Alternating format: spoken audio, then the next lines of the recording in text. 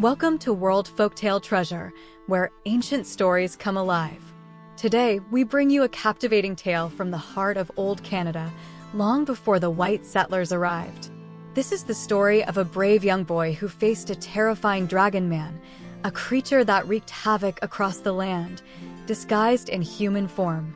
Stay with us as we embark on this epic journey filled with courage, magic, and mystery. Once, long ago, before the white man came to Canada, there lived a boy with his parents in a small village near the ocean. He was an only child and often felt lonely, with no brothers or sisters to keep him company. The quiet days by the sea left him yearning for adventure. He wanted to explore the world beyond the familiar shore, hoping to find excitement and companionship. Finally, he made up his mind to leave the village and seek his fortune elsewhere. But just as the boy was about to set off, a frightening rumor spread across the land. A terrible dragon had appeared, leaving destruction in its wake. The dragon had been attacking villages, snatching women and children and devouring them. But that wasn't the most terrifying part. The dragon could disguise itself as a human. It would change into a handsome man, charming and kind, luring people into a false sense of safety before revealing its true, monstrous form. No one could trust their own eyes anymore.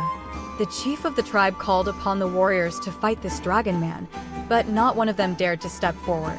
Battling other men was one thing, but facing a dragon? That was a different kind of fear. When the boy heard this news and saw the terror in the faces of his people, he felt something stir deep within him. This is my chance, he thought. I will defeat this dragon. Somehow, he knew he had more than ordinary strength, perhaps even a special power. So, with his heart set on a great deed, he bid farewell to his parents and began his journey. He walked through dense forests all day, the sunlight filtering through the leaves above. By evening, he reached a tall hill standing alone in a wide open space. He thought, I'll climb to the top of this hill. From there, I can see the land around me. So he began his ascent. As he reached the top, he looked out at the world spread before him.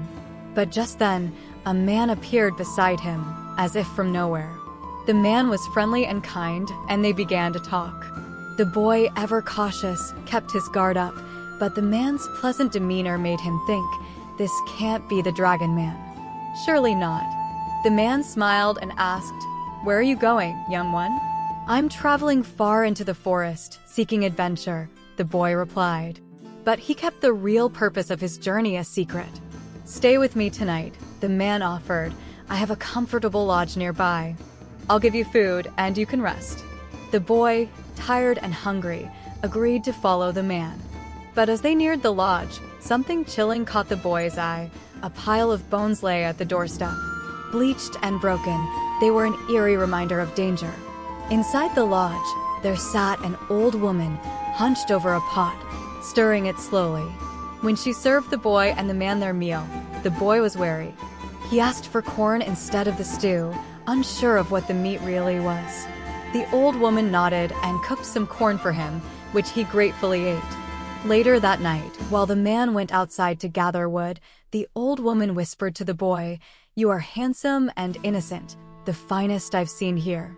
Because of that, I'll show you mercy. The man you met in the forest is the dragon man in disguise. He plans to kill you tomorrow morning. But I can help you escape." She handed the boy a pair of magic moccasins and a piece of birch bark with a strange symbol drawn on it. "Put these on your feet in the morning," she said. "With one step, you'll reach a distant hill. There, you'll meet someone who will help you.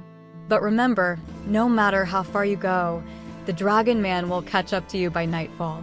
The boy hid the moccasins and the bark under his coat and nodded. But the old woman had one last instruction. "Before you leave, you must kill me," the old woman said. "Then, place this robe over my body. It will break the dragon man's spell on me, and I will return to life after he leaves." The boy promised he would do as she asked. That night, he slept uneasily, with the dragon man lying right beside him, making sure he didn't escape. The next morning, when the dragon man went out to fetch water, the boy acted quickly. He struck the old woman with a blow, just as she had asked, and draped her body in the bright robe. Then, he slipped on the magic moccasins and, with one great step, found himself standing on a distant hill. Here, he met an old man. The boy handed him the birch bark with the strange sign, and the old man smiled. "So, it's you I've been waiting for," he said. "Here, take these new moccasins and another piece of bark. With one step, you'll reach another hill, where you'll meet someone else." The boy did as instructed, traveling from one hill to the next, meeting wise old men along the way. Each one gave him a new pair of moccasins and another piece of birch bark, guiding him further on his journey. But as night fell, the dragon man, in his true dragon form, caught up to the boy. The old woman's warning had come true. There was no time to waste. With no other choice, the boy waved his final piece of birch bark and transformed into a small fish with bright red fins, swimming swiftly in the lake. When the dragon man saw the little fish, he asked, "Little fish with red fins, have you seen the boy I'm looking for?" "No," replied the fish, "I've been sleeping. But if he passes by, I'll tell you." The dragon man, tricked once again, continued searching. He asked a toad, a muskrat, and even an old turtle, but they all led him farther away from the boy. Finally, the dragon man changed into a snake to cross the river, but the boy, using the power of his magic birch bark, created a whirlpool in the water. The snake swam right into the trap and was sucked under, drowning in the swirling depths. The boy, now safe, retrieved the dragon man's body, cut off his head, and returned to his village. He was welcomed as a hero and received many gifts from the chief. From that day forward, the land was free of the dragon man's terror, but the people never forgot the evil disguised as a snake. Even now, they are wary of snakes, believing they still carry some of that dark power. Thank you for joining us on this incredible adventure.